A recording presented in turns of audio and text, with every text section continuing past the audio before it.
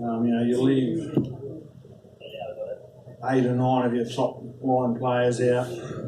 Your second group comes together, haven't played for 4 or 5, and in some cases 6 weeks.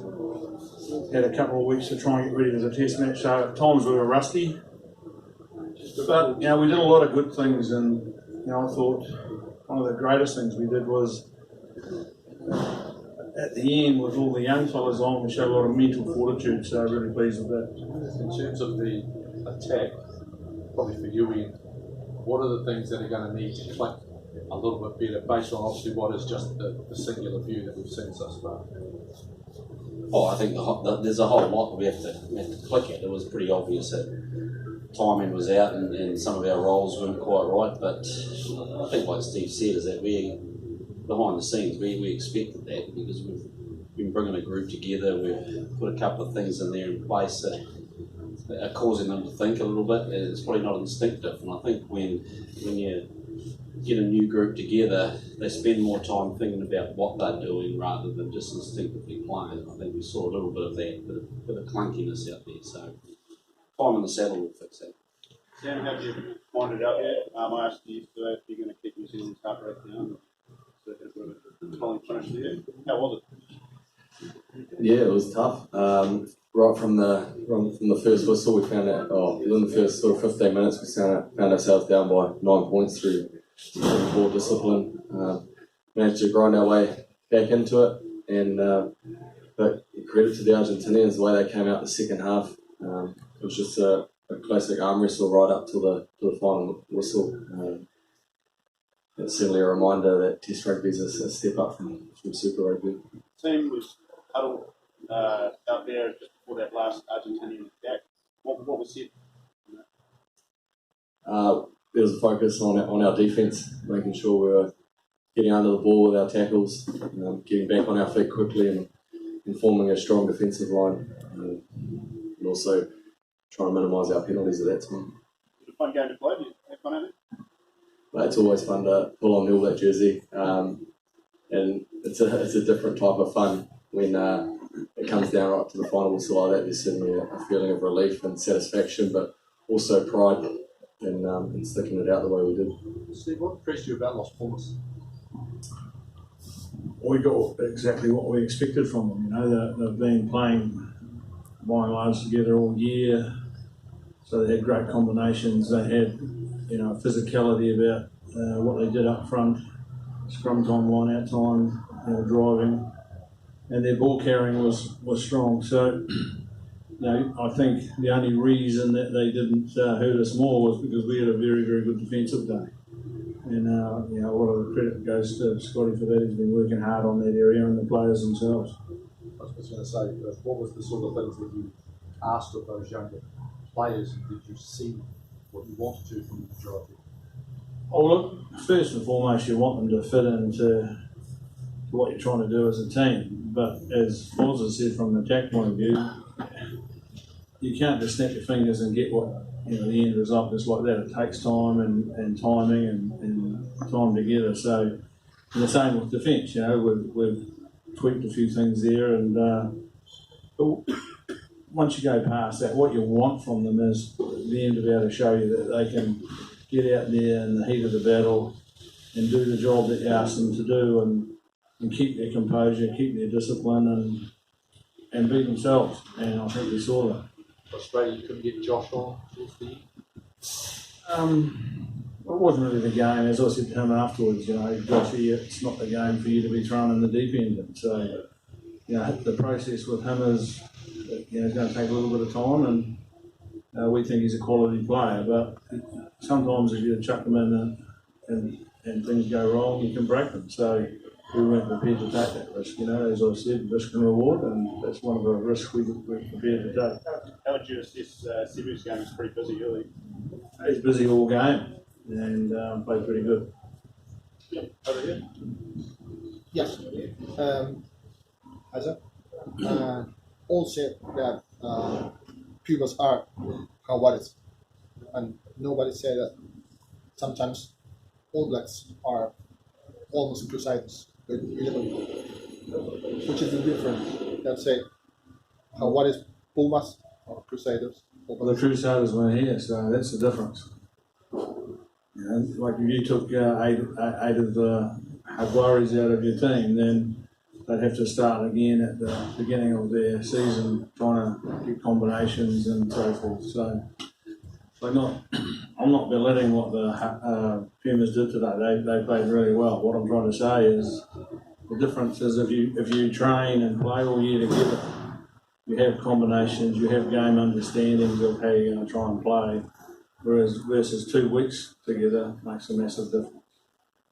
So, and you know, if you look at the Crusaders not being here, minimum of probably 400 caps, test caps. But we knew that. You know, that's why we talked earlier in the week about risk and reward. And we've got a massive reward because we've had some young men go on the park today. A new skipper, he's felt what it's like to be under the pump. Have to make decisions, and he's made some good ones. He'll look at some of the ones he's made and he'll think maybe I could do that or could do that differently. I'm not sure. Most of the ones he made were pretty good. But he felt that pressure because he was a captain and normally he's not the captain. He felt, well, 5 guys got new caps. And they're playing in an environment which is, I wouldn't call it hostile, but it's certainly a place where it's not easy to play.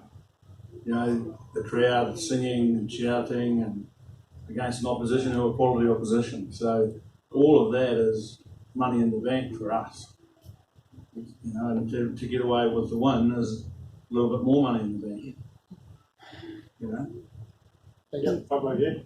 Mr. Hansen, did you think that Pumas were going to win the match in the last 2 minutes?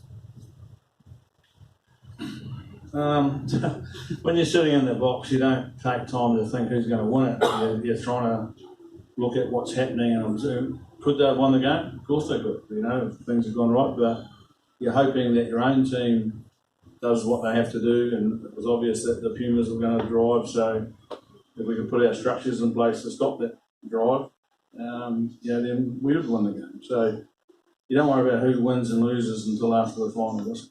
In your whole career in defeating Pumas, was this the most difficult one? No, they're all difficult. Yeah.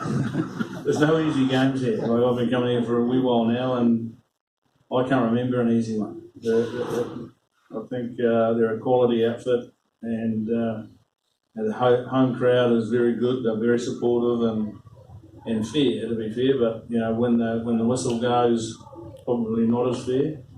And they've only got one eye when the whistle goes, but afterwards they're really great, and beforehand they're really great. Like, it's one of the nicest places we come to. But the fans, when the whistle goes, they've only got eyes for one team. Thank you. Steve, just your thoughts on how the scrums went, maybe, and if you wanted to share any comments from Mike from inside the coach's box with how those new scrum rules work from your point of view. Yeah, look, I think we watched a little bit of the game over in South Africa, and there's a lot of collapses in that game, whereas I didn't think there was that many here. So pretty happy with how it went. Very happy with. I'm not sure, what the Argentinians have done to get ready for this, but I'm sure they'll be happy with what they achieved and really happy with what our guys have achieved. So Connor's done a good job in a short time to get people to be able to, have the scrums without as many collapses as other games are having. And to be fair, I think it'll take 2 or 3 test matches before we see all the collapses get sorted. So did you think Angus handled that part of his officiating well, just that specific part? Can you ref the scrum, given that it was new for him as well? Yeah, as Steve said, there was going to be a feeling out process for the players and probably Angus as well. So, I thought he handled it well. Ultimately, we want to be in control and make the pictures clear and obvious. And it's a difficult area of the game to referee. I'm sure you'll learn some from it, and just as much as we'll learn from some of the stuff we do. We'll just pause there. Joe, do you want to just pop up and get a couple of local Spanish questions? Grab the microphone, Joe. Yes. I cannot do it. Okay, cool. Good afternoon for the gentleman. Foster, how do you evaluate the players that replace all those the Crusaders that are still at home? Pretty good. You know, like I think, you know, we've obviously named an expanded squad to deal with the Super Rugby situation, and you know, the fact that it's always exciting when you get a few new boys in your team. You know, the likes of Sebu and Braden and Josh, even, you know, Brad Weber coming back, and all those guys have been jumping around all week. But it's always a hard week for them because they're so excited. There's so much they need to learn and do, and sometimes when you get out on the field, there's just a little bit of settling down period. And then all of a sudden they're on the park in that last quarter in a very, very tense situation. So I think they'll treasure it.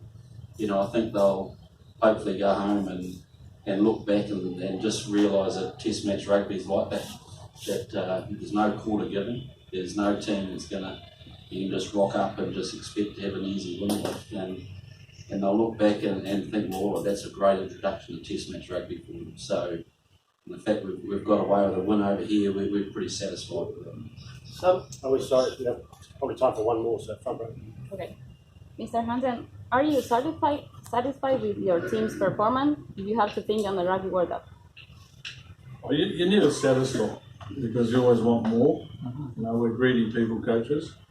You can tell by my shape and probably Foz's. Okay, we in spite of that. we're greedy. But, you know, there's a thirst within the team to want to have more. So, no, we won't be satisfied. Because if we're satisfied, we'll stay where we are. And the challenge for us is to keep moving to a higher plane. But am I happy with what we did today? Yeah. By and large, very happy because, you know, we got a lot of reward for taking some risk and leaving a group behind and then coming here and giving another group an opportunity. And as Jens just said very well, that, you know, those young men will go away and have time to think, well, you know, Test rugby's not like Super Rugby. It's a different level. It's faster. You've got less time to think. You've got less time to execute. And you know, I've tasted it now, and I want more of it.